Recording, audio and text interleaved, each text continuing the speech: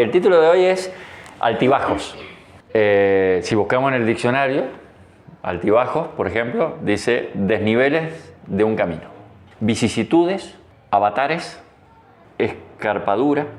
Entonces, pero bueno, asociándolo a lo que todos ustedes mencionaron, ya sea en lo emocional, en lo espiritual, a nivel personal, a nivel familiar, a nivel iglesia, a nivel laboral, bueno, lo podemos asociar en un montón de áreas, altibajos. Sabemos que eso parece que es como alguien dice una fija en la vida y siempre. O sea, o alguien puede decir, no, yo desde que nací estoy en la cresta de la ola. Y la imagen podría ser una montaña rusa, un camino, yo voy a buscar un camino que es así, ¿viste? Y ya con eso nos acordaremos a futuro, si Dios quiere. Alguien dijo, el otro día estaba escuchando, mirando un video de un hombre y decía, si yo fuera Dios, fíjense las cosas, la voy a repetir textual, dice, si yo fuera Dios, los hombres ya pasando los 40, dice, no se nos caería el pelo, dice, no nos aparecerían las patas de gallo acá en los ojos cuando nos reímos, dice, la pancita no existiría, sería esa famosa tabla de lavar que ya no se usa, dice. Las mujeres podrían comer todo lo que quisieran, dice, tendrían la figura perfecta, no existirían las enfermedades. Claro, el hombre hacía este razonamiento y yo creo que, a ver, cualquiera de nosotros diría lo mismo. Si nosotros fuéramos Dios y nosotros tuviéramos que manejar el sistema o el mundo, bueno, no hubiéramos pensado en todas esas cosas, en vicisitudes, en avatares, en problemas, en dificultades, porque ¿con qué sentido nosotros le pondríamos eso? A ver, por ejemplo, nosotros podemos ser el Dios de, por así decirlo, de nuestra mascota, ¿no? Podemos llegar a controlar un poquito y ¿quién le manda enfermedad a su mascota? ¿Quién le manda una prueba? Nadie. Pero claro, humanamente no salen esas cosas. Pero, sin embargo, la vida no es así. De hecho, el mismo Señor Jesucristo dijo, en la vida tendréis aflicciones. Podríamos traducirlo o decirlo, en la vida tendréis altibajos. No va a ser todo una línea recta. Entonces, Dios piensa, evidentemente, y gracias a Dios, distinto que nosotros. Y Él ha planeado es que nuestro camino, nuestra vida en todas las áreas sea así, con altibajos. Entonces yo quiero que hoy veamos, por ejemplo, la historia de un hombre de Dios y solamente vamos a ver una parte de esa onda sinusoidal, así es, de esa onda, donde estamos arriba, donde él estuvo arriba y después donde estuvo abajo. Hubieron otras circunstancias, pero no da el tiempo, vamos a ver solamente esa parte alto y ese bajo. Primera de Reyes 18, 20. Entonces Acab convocó a todos los hijos de Israel y reunió a los profetas en el monte Carmelo. Y acercándose Elías a todo el pueblo dijo, ¿hasta cuándo claudicaréis vosotros entre dos pensamientos? Si Jehová es Dios, seguidle, y si Baal, id en pos de él. Y el pueblo no respondió palabra. Y Elías volvió a decir al pueblo, solo yo he quedado profeta de Jehová, mas de los profetas de Baal hay 450 hombres. Dénsenos pues 2 bueyes, y escojan ellos uno, y córtenlo en pedazos, y pónganlo sobre leña, pero no pongan fuego debajo. Y yo prepararé el otro buey, y lo pondré sobre leña, y ningún fuego pondré debajo. Invocad luego vosotros el nombre de vuestros dioses, y yo invocaré el nombre de Jehová.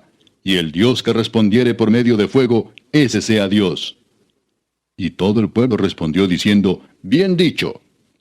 Entonces Elías dijo a los profetas de Baal, escogeos un buey y preparadlo vosotros primero, pues que sois los más, e invocad el nombre de vuestros dioses, mas no pongáis fuego debajo. Y ellos tomaron el buey que les fue dado y lo prepararon, e invocaron el nombre de Baal desde la mañana hasta el mediodía, diciendo, Baal, respóndenos. Pero no había voz ni quien respondiese. Entretanto ellos andaban saltando cerca del altar que habían hecho. Y aconteció al mediodía que Elías se burlaba de ellos, diciendo, gritad en alta voz, porque Dios es. Quizá está meditando, o tiene algún trabajo, o va de camino. Tal vez duerme y hay que despertarle. Y ellos clamaban a grandes voces, y se sajaban con cuchillos y con lancetas conforme a su costumbre, hasta chorrear la sangre sobre ellos. Pasó el mediodía, y ellos siguieron gritando frenéticamente hasta la hora de ofrecerse sacrificio, pero no hubo ninguna voz, ni quien respondiese ni escuchase. Entonces dijo Elías a todo el pueblo, acercaos a mí. Y todo el pueblo se le acercó. Y él arregló el altar de Jehová que estaba arruinado. Y tomando Elías 12 piedras, conforme al número de las tribus de los hijos de Jacob, al cual había sido dada palabra de Jehová, diciendo, Israel será tu nombre, edificó con las piedras un altar en el nombre de Jehová. Después hizo una zanja alrededor del altar, en que cupieran 2 medidas de grano.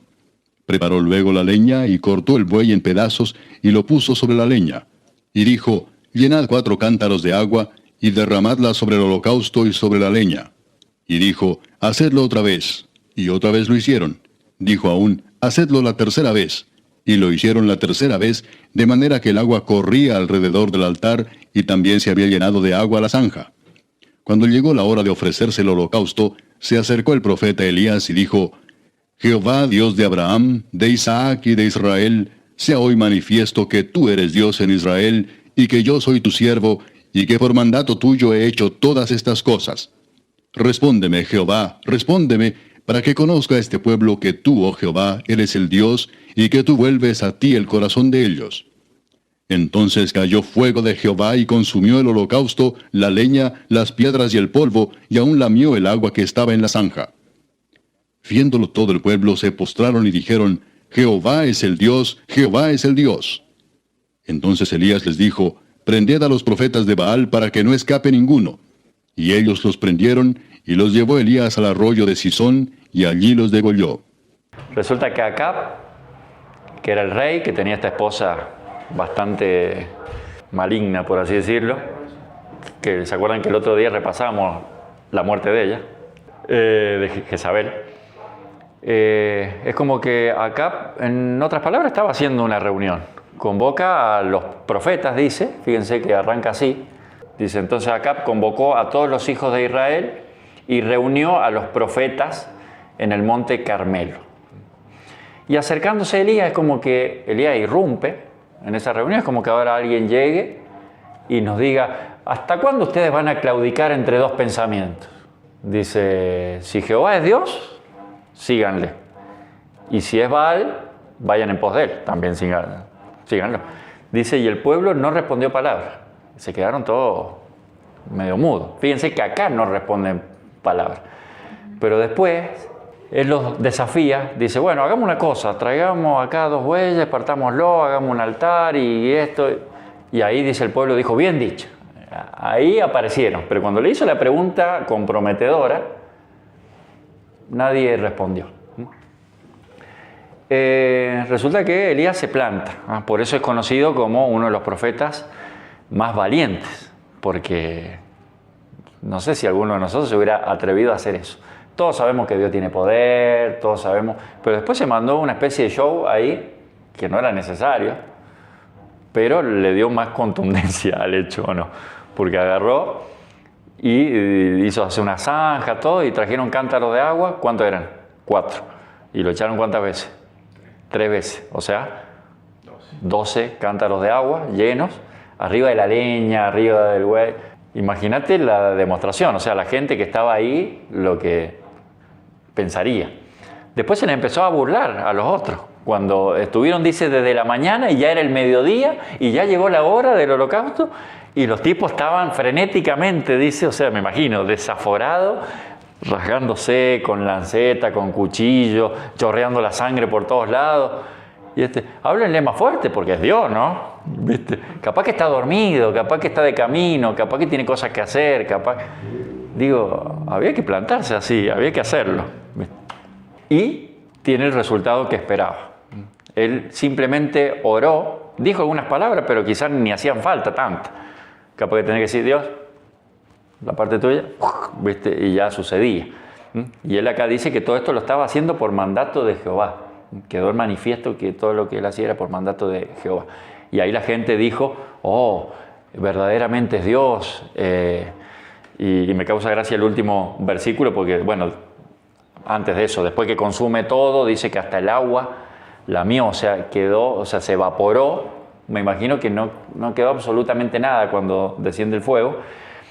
Y dice que el 40, entonces Elías le dijo, prended. Y ellos fueron, lo prendieron, lo atraparon y ahí Elías se encargó de hacer lo suyo, ¿no? Digo, qué valentía que tenía el profeta. Dos cosas por lo menos que eran para destacar: la valentía y la fe. Nosotros el padre de la fe es Abraham, ¿no? Pero este tuvo que tener mucha fe porque él podría haber quedado en ridículo como quedaron los otros. Sin embargo, obviamente sabía que el Señor estaba con él y respondió. Podríamos decir sin duda, si vemos esta parte, que Elías estaba ¿en qué parte de la ola? La cresta. Estaba en la cresta. ¿Ah? Elías estaba en la cresta, ¿o no? ¿Cómo había quedado ahí? Estaba en la cresta de la ola. Había 450 profetas de dioses con minúscula y él era el único, dice, que había quedado de Jehová. Y le salieron todas perfectas. Quedó, podríamos decir, como un duque. Hasta que, porque dice que, así como dicen que cuando uno está ahí en la cresta de la ola, es también cuando está más cerca de bajar o de caer. Hasta que, ahora 19:1, Acab, este rey, que había organizado esa especie de reunión donde fue irrumpido por este profeta, fue desafiado, fue puesto en vergüenza, les mató a todos los profetas, dio a Jezabel la nueva de todo lo que Elías había hecho. Fue y le contó a su esposa. Y de cómo había matado a espada a todos los profetas. Fíjense, esto es muy importante, el 2. Entonces envió Jezabel a Elías un mensajero diciendo: así me hagan los dioses y aún me añadan, si mañana a estas horas yo no he puesto tu persona como la de uno de ellos. ¿Qué le dijo así pasándolo en limpio? Mañana, antes de esta hora, vos vas a estar muerto, degollado, igual que los profetas. Y me llama mucho la atención porque el 3 dice: viendo Elías, pues el peligro, se levantó y se fue para salvar su vida. Y vino a verse, y ahí sigue. Esta parte para mí es inexplicable. Porque de pasar a tener esa fe que acabamos de ver, ahí, acá nomás, esa fe, esa valentía, ¿cómo le puede tener miedo a esta mujer? Es una cosa inexplicable. ¿Cómo es posible que el coraje y la confianza se conviertan en miedo en un instante? ¿Cómo es posible que alguien que manifestó hace un rato públicamente su fe en Dios ahora esté huyendo? Y yo subrayé acá la parte que dice: así me hagan los dioses, o sea, el mensaje. Así me hagan los dioses y aún añadan, o sea, como diciendo más de lo que yo pido. Los dioses. ¿Qué dioses? Si él acababa de demostrar que esos dioses no existían, que no dieron respuesta. O sea, ¿cómo le tiene miedo a eso que él acababa de comprobar que no existía? ¿Cómo puede pasar de esa confianza, de esa fe, al temor, a huir? Parece algo descabellado. Yo saqué la enseñanza, porque si seguimos leyendo, no lo vamos a hacer, pero él empieza a huir y se va bajo un árbol y ahí se deprime. ¿Y qué más le pasa? A ver, porque todos sabemos la historia. ¿Cómo? Es alimentado. Claro, es alimentado por un ángel, él se deprime, tiene pensamientos de muerte. Él dice: Señor, matame porque yo no soy mejor que mis padres, dice. Y el 7 dice: y volviendo el ángel de Jehová, la segunda vez, lo tocó diciendo: levántate y come, porque el largo camino te resta. Se levantó pues, comió y bebió, y se fortaleció con aquella comida, y caminó 40 días y 40 noches. Yo digo, ¿qué comida? ¿Qué comida? Porque a él ya estaba ahí que no daba más. El ángel le dio una vez, pero dice, fue la segunda vez, se comió, o sea, comió lo que le dio, y dice, se fortaleció, y caminó 40 días y 40 noches. Entonces, él después, por supuesto, termina cumpliendo su propósito. El Señor le hace alguna pregunta, ¿por qué estás acá? Le dice, porque él después fue y se metió en una cueva. ¿Por qué estás acá? Y él dice, no, porque aquellos, dice, han destruido tus altares, no sé qué. Después el Señor le vuelve a preguntar, es como que el Señor le quería hacer una pregunta personal a él, y él insistía en lo que había pasado, ¿no? Y le vuelve a preguntar, y otra vez. Y el Señor tenía un propósito para él. Él tenía que ir, ungir a otro rey, él tenía que ir y buscar a su sucesor, que iba a ser, ¿quién era? Eliseo, para que él también cumpla el propósito de Dios. Pero la enseñanza que yo quiero sacar es que pese a que el profeta estaba desalentado, recién vimos que estaba en la cresta de la ola y ahora estaba en el fondo del mar. Ese es el altibajo que él tuvo, de estar en la cresta de la ola a estar en el fondo del mar, queriéndose morir, escondido en una cueva, caminando en el desierto sin fuerzas para seguir, deprimido, con miedo de dioses que ni siquiera existían, fíjense al punto que había llegado. Pese a estar en esa situación, Dios lo buscó, Dios lo cuidó, Dios lo alimentó, Dios le dio la fuerza para seguir. Pero también le dijo que el camino que le restaba era largo. Ese dato es importante. No le dijo, dale, te falta poquito y seguir. Le dice, levántate, que el camino que te queda es largo. Pensaba yo que hay momentos que es difícil confiar.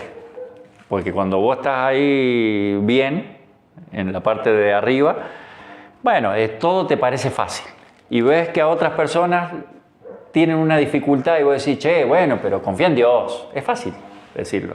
No sé, alguien que se le murió un familiar, recién estaba hablando con un vecino que tiene el hijo muy enfermo. Y sí, es fácil. Cuando vos no estás en esa situación, decirle, confía en Dios. Es fácil, pero el que lo está experimentando en ese momento es difícil. De hecho, bueno, hay momentos que para nosotros nos parecen fáciles, para otros son difíciles. Y pensaba, yo digo, Elías, para mí lo difícil era hacer lo que él hizo al principio. Yo no me lo hubiera jugado así. Pero en la segunda, para mí, yo después de haber tenido el resultado de que el Señor mandó fuego al cielo, de que comprobaron de que el otro Dios no existe, ahí yo hubiera confiado. Pero es que parece que en cada persona es distinto, ¿viste? Entonces, el Señor nos dice que nos queda un camino largo. Hay un hombre que hace un experimento lanzando una pelotita por una maderita inclinada, ¿no? Del punto A hasta el punto B. Es una recta, cuesta abajo, ponerle a 45 grados. Y la pelotita demora X segundos en llegar. Pero después al lado pone exactamente a la misma altura el punto A y el punto B, pero el camino es ondulado. Y para sorpresa, ¿cuál pelotita llega más rápido? La ondulada.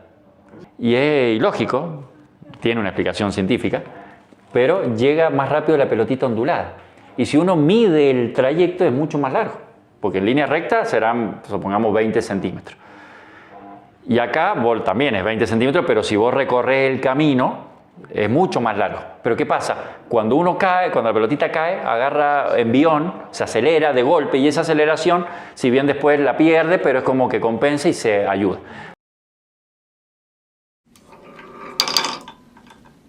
Hay un porqué en esas caídas, en esos altibajos, que nosotros no lo conocemos, pero que Dios sí los conoce.